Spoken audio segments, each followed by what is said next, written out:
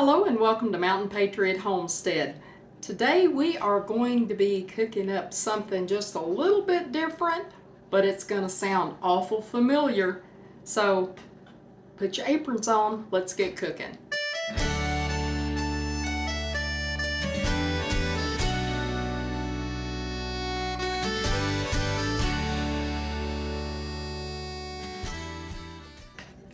Today's recipe is going to have a familiar element to it.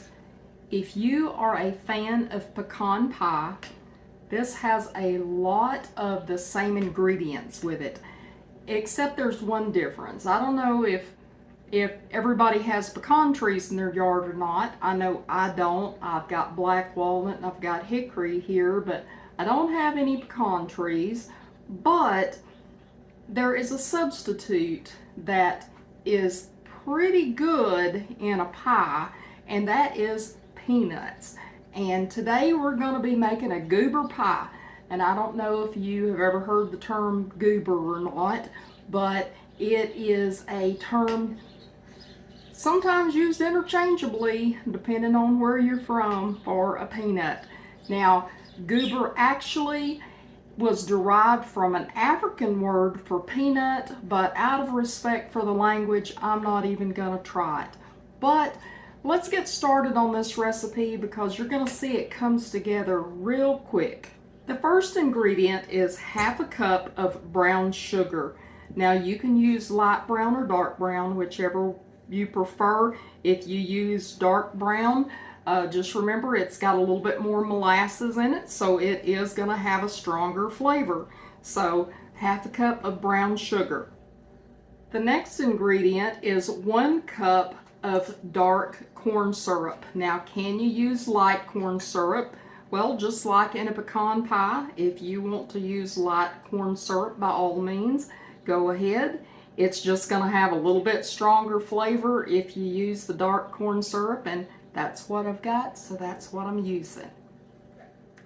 Next, I'm going to put in 3 room temperature eggs.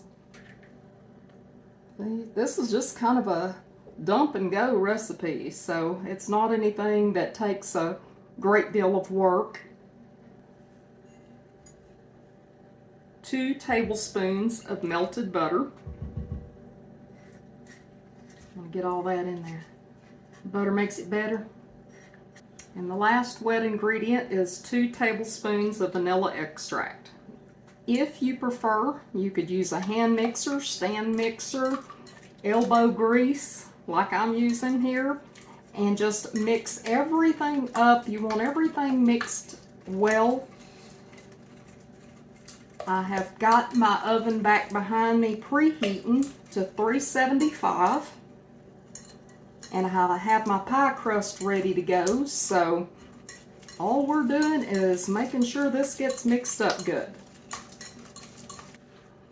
I'm adding 3/4 of a cup of peanuts, and these are just roasted peanuts.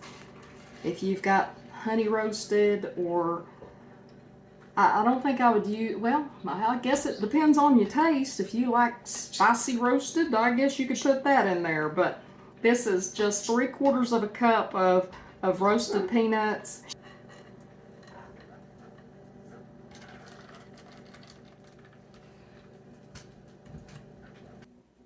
And to the top of that, I'm just going to sprinkle just another 1/4 of a cup. This is not necessary. I'm just following the recipe that I have. I could actually have just put the whole 1 cup into this, because they float anyway. So, you know, I'm following the recipe because this is what the recipe said to do. Now I'm going to put it in the oven, and I'm going to put it in there 40 to 50 minutes. It's going to depend on your oven, how it cooks individually, because you want it kind of set. You're going to check it about, I usually check around 30 minutes to see, is it starting to brown around the edges too quick, because I don't want my pie crust burning on the edges.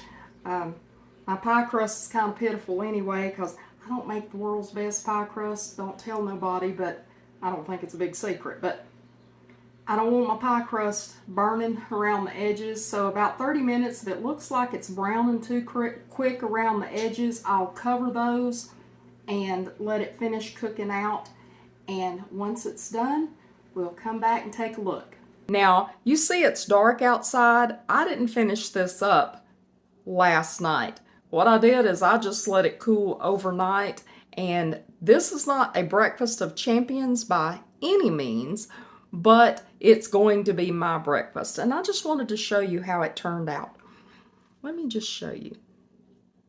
I mean, it looks like a pecan pie other than, see the peanuts on top? So let's just go in here and try this and just see how it tastes. If I can get it picked up. I don't know where I got this big old Mondo fork from, but it's like a pitchfork or something. So let me see if I can navigate this thing here.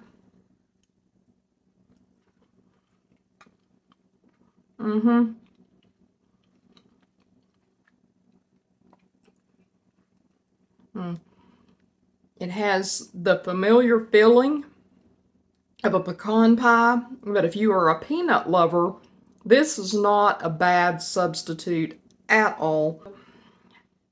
I always like hearing from you, so don't hesitate if you have any questions. I may not know the answers. I'll make up something, but let me know if you try this.